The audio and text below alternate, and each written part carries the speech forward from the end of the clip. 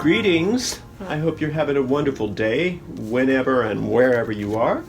It's a Wednesday morning here, and we're going to be working on Psalm 62, I think, which is a turnaround psalm. So if things are going one way and you need them to turn around and go another way, this is a great song to do that with.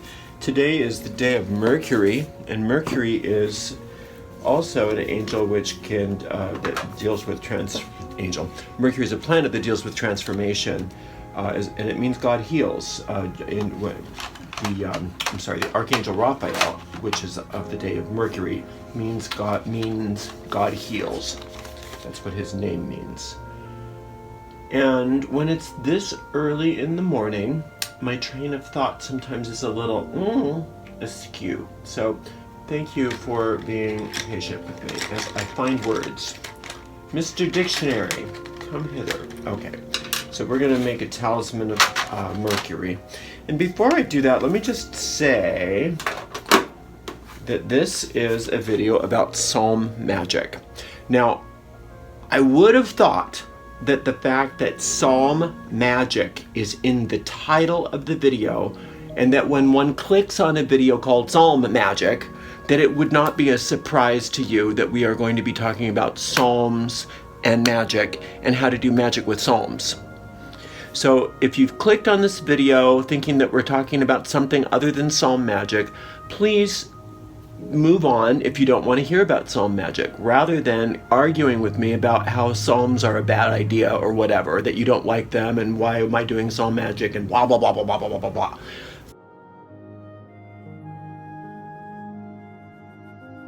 God, I swear, people,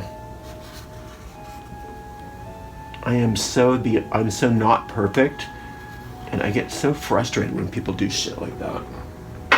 It's like, here I am, just trying to be helpful, trying to give some people some tools that really work and connect them to ancient parts of the crap that they may never have known existed.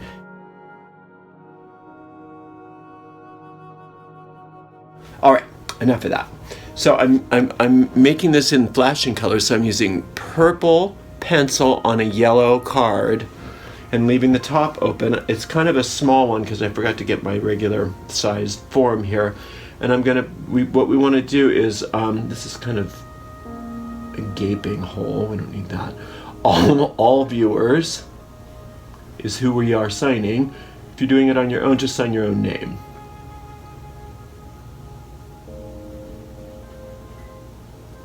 Okay, and we want serenity. Let's do peace.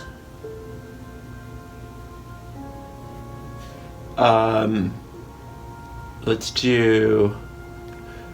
I'm gonna say transformation, and know that that means the total turnaround of your situation.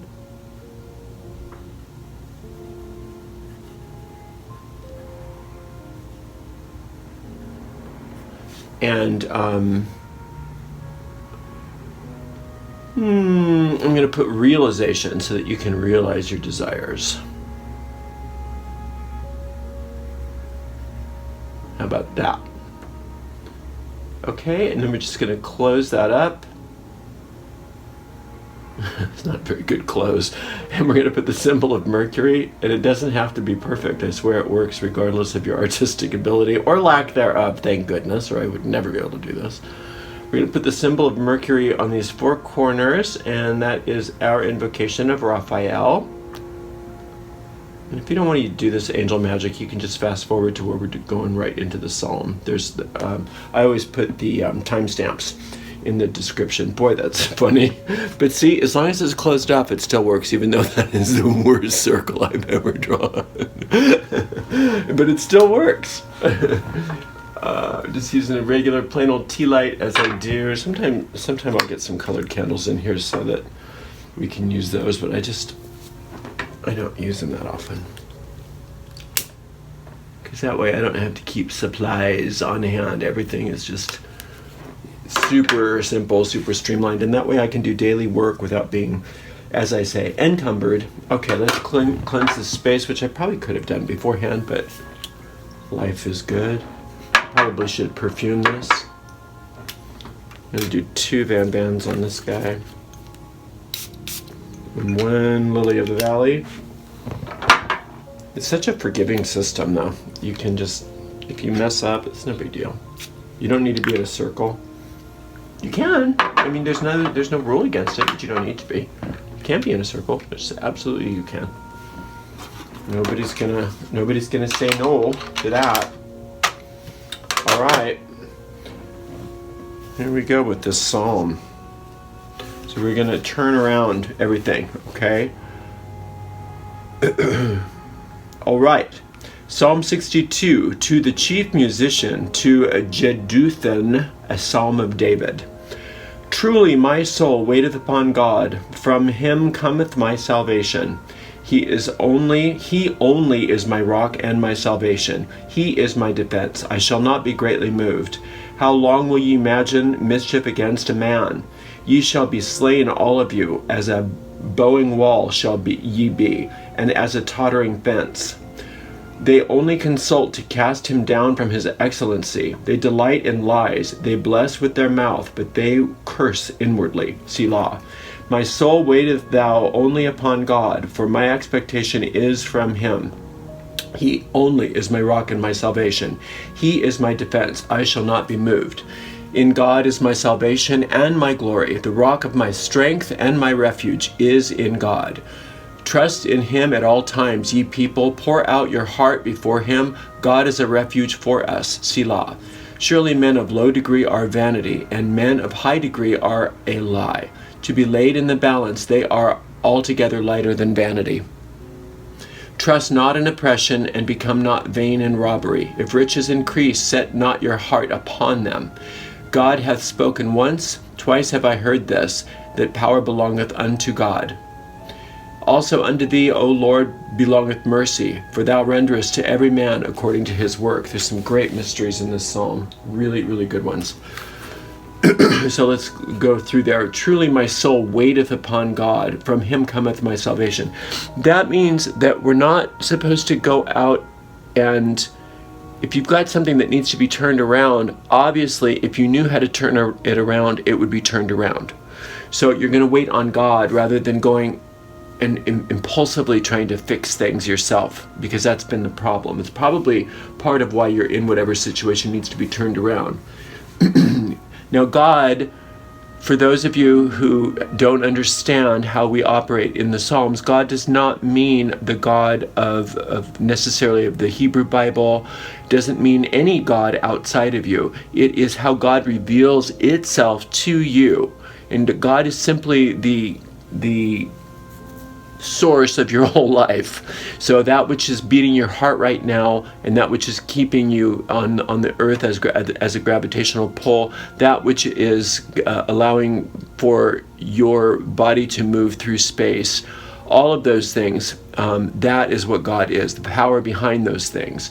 And so if God reveals itself to you as a particular name, as a particular form, know that that's transient, and God is beyond all names and all forms. So he only is my rock and my salvation. He is my defense. I shall not be greatly moved. Okay, so no matter what's going on in the physical world, you have got to keep your mind focused on your goal. And our goal is to turn it around. All right, so we're waiting on God, meaning the inner part of you. Think of God as your ability to imagine what you want. That's a good way to think of God. Think of God as your ideal versus the world, which is what you're trying to overcome. How long will ye imagine mischief against a man? Ye shall be slain, all of you, as a bowing wall shall ye be, and as a tottering fence. You're talking to the thoughts within you. So once you have an objective in your mind, let's say the thing that needs to be turned around is a health issue. So rather than thinking about the disease and going and Googling all about the disease and what might happen with this disease and what are the normal treatments for this disease and disease, we are looking instead at what we want, and that's we want to be free from the disease. So you might think of, well, just imagine, what would you do? How would you know that the disease was healed. Maybe you get maybe the doctor says, oh, your test came back and it's gone, or whatever. So you can keep that image in your mind of the end result. Keep that in mind. And then it's talking about all these other thoughts here in this verse. How long will you imagine mischief against a man? Those are those thoughts that are always like, yeah, but it's still here. Yeah, but I'm still sick. Yeah, but blah, blah, blah, blah, blah, blah, blah, blah. And you just have to you have to be aware of what your thoughts that you're holding from moment to moment to moment. And learning how to pivot from those freaked out thoughts to what your objective is. Seeing yourself being, congratulated by your doctor, maybe. You can put that into a pithy little saying. It might be peace, transformation, realization, or peace, transformation, health, or whatever.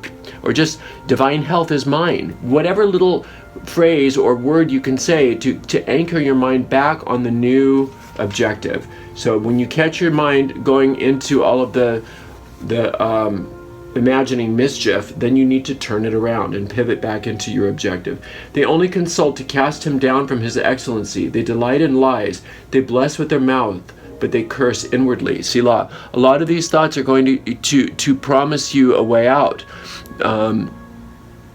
Like try this and try that and try this and try that.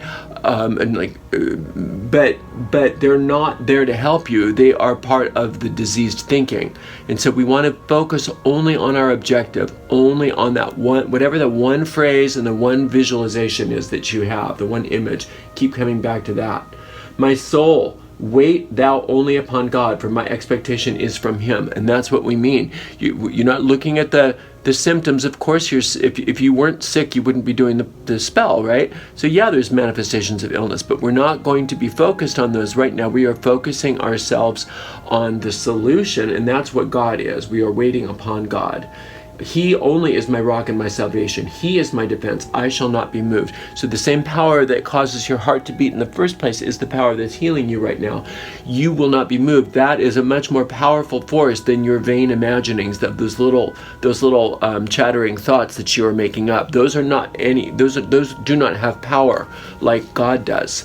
So we want to keep focusing back on God, meaning our objective, and meaning the life force within us, and recognize that is unmatchable. There's nothing that can oppose God, right? So all of those other things, we just leave them be. We literally detach from them, detach from all of our chattering thoughts, and detach from all of our fears about whatever the manifestation in the physical world is, and focus back on our objective. That is the essence of magic. In God is my salvation and my glory. The rock of my strength and my refuge is in God. Remember, salvation means the realization of your desire, means the realization or the answering of your prayer, or the realization of your spell. Trust in him at all times, ye people. Pour out your heart upon him. God is a refuge for us. Selah. So we trust in the power that is within us to make this turnaround. We trust in the power that is capable of, when we focus our mind on our objective, that is our refuge. That is what we trust. Surely men of low degree are vanity, and men of high degree are a lie. To be laid in the balance, they are together lighter than vanity. Okay, so men of a low degree are vanity, and men of high degree are a lie. So it doesn't matter what the manifestation is that you're up against, whether you think it's a big thing or a little thing. It's just vanity and lie. And to be laid in the balance, they are all together lighter than vanity. So what is a vain thing? A vain imagining is thinking anything ungodly, thinking anything that is problematic in your life. And that's if you were gonna, the only positive part of the fall from grace analogy, or the fall of the angels and all that stuff, is the idea that the exalted part of you that is capable of creating such great things could be used for such vain imaginings which do nothing but torture you, and in reality, in the long run, in the eternal sense, can't change your essential nature. So we want to pull away from the lie, because all of those lies are vain imaginings, and put our focus back where the power is. And in this case, what is your objective? Your objective is holy. There's nothing about wanting to be well that is against God. Okay, trust not in oppression, and become not vain in robbery. If riches increase, set not your heart upon them. So here we're talking about oppression and vain and robbery. So in this sense, robbery means once you get your desire, don't forget how you got it. And don't go falling back asleep again, because then the whole thing's going to start all over again. And just like in alcoholism, the disease is progressive. So a person, an alcoholic, can be sober for 40 years, and then if they go out and they start drinking, the effects of the alcohol are as if they had been drinking the whole time. And the same thing goes with our vain imaginings. If we've been using magic successfully to get a healing, and then we just say, okay, well, I got what I want, now I'm going to go back to my old ways. When your problems come back, because they will, because you're not doing anything permanent with your mind, you're just going back to your old ways, the problems are going to be worse than they were before, because you're stronger. You're a stronger person. So whether you use your mind for good or for ill is up to you, but realize that you're getting stronger and stronger and stronger. So don't go back to your old ways, because your problems will have increased, not decreased. Also, God has spoken once. Twice have I heard this, that power belongeth to God. Okay, so when God spoke once and twice you heard it. So once God spoke and once you realized it. So you've heard it twice. Once from the truth, and once from your realization of the truth, that the power belongs to God. Power belongs to the creative part of you, not to the fearful part of you. Also unto thee, O Lord, belongeth mercy, for thou renderest to every man according to his work. So the realization of your desire is very merciful, because you will be lifted above your problems. Right? And so in that sense, God is all merciful, because God is the source of all life. God is all love. God is perfect love, and you are one with that perfect love, and your ability to tap into that perfect love and that infinite intelligence, and imagine yourself into the realization of your desire is simply a recognition that desire is of God, and it's there for you to achieve and there for you to realize. So you realizing your desire and turning this thing around is one of the holiest things you can be involved in. So don't think of it as being selfish and vain, trying to get out of your problems and getting into whatever it is that you need, be it health, be it money, be it a relationship. Whatever your desire is, it is holy, or you wouldn't have it there. All right, I hope that was helpful to you, and I can't wait to see you next time. Blessed be.